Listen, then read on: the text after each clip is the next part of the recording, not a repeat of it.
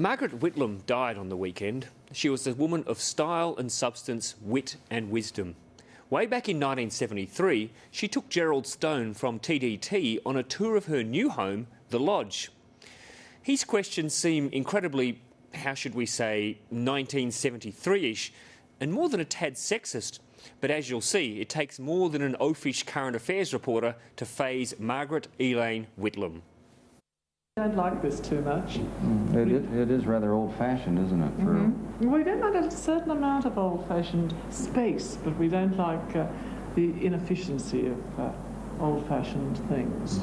Does the Prime Minister have any eating peculiarities? Does he like certain foods or favorite dishes? He just likes to eat. He doesn't like to be tempted by the things that make him fat or keep him fat, but he's an inveterate refrigerator raider. What, late at night or any time when he comes home? Whenever he comes home, any time. And do you make sure that there's something raidable in the Certainly fridge? not. No, I let him see what he can get. Yeah. How about you? Do you have any particular foods you like? I just like food. Don't you see? Well, in 20 seconds, because I know an awful lot of ladies would be asking, do you have a favorite recipe? You could give us a brief recipe in 20 seconds. Yes, I have a recipe that I give to all the charitable organisations that ask for it. It's called Fabulous Fruit Salad, and it starts with a can of pears.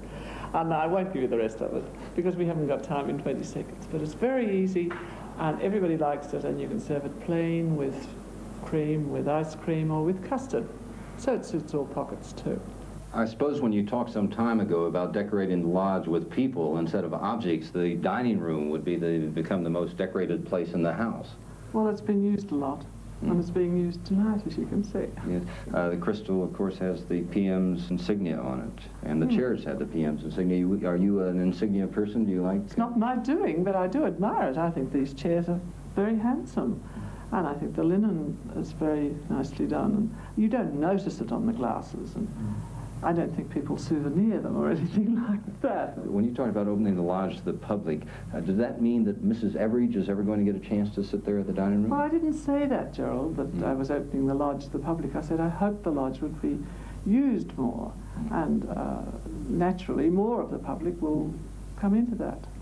I think already more people have been through it than usually come in 1 month. Well, this room, for obvious reasons, is called the Brown Room, and it looks like the type of place where men retire for brandy and cigars while the women disappear into the powder room. Or do you see it that way? Well, I've only seen it actually filled with women since I've been here, because the women did come from Foreign Affairs, and it was filled with women on the hottest day in the year. But I can imagine what you mean. When you first came to this place as the owner, as the mistress of the lodge, did this room strike you as having any sense of history? I mean, could you see statesmen and diplomats years and years ago? I think it's dramatic. I don't think it has a sense of history. I think it's a dramatic room. It's a beautiful room, and it's made more beautiful by the books and bibelots, is that the word, that one puts about. I notice a very heavy emphasis on Greek literature. Well, that's is that my your husband's style? predilection. No. What is your reading?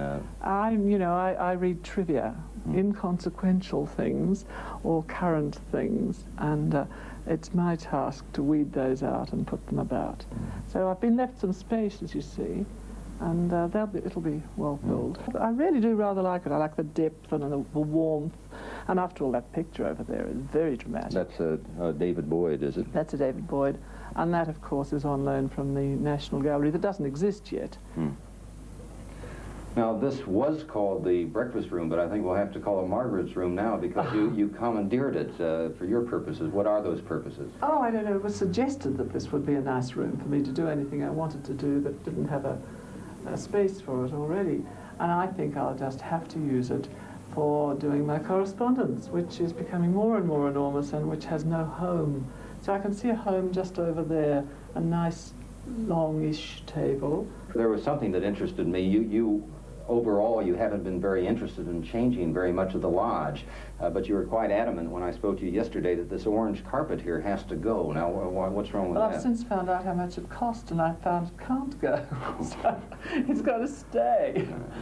But, well, that what worries me when you come up the stairs in the daytime and there you see an orange carpet on top of a green carpet. I think if it were green, it would be perfect in this room, which has a very nice, quiet feeling of a garden. And you don't have anything against orange itself? Oh, no, it's very fashionable, very gay. Do you want to take a guess at which Prime Minister's lady introduced the orange carpet? Well, I know it was recent, so there's only one. I'm not guessing.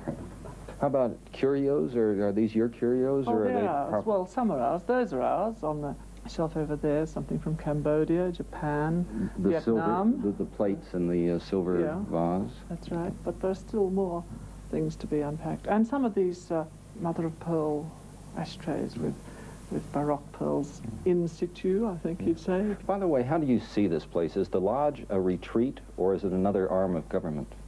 It's neither. It's a house, and it is a home as well. It's, I think it's a home that's to be used and to be perhaps shown off. It's a sort of jewel in the centre of the capital. If I was Gerald Stone, I might have taken a fruit box to stand on alongside Margaret Whitlam.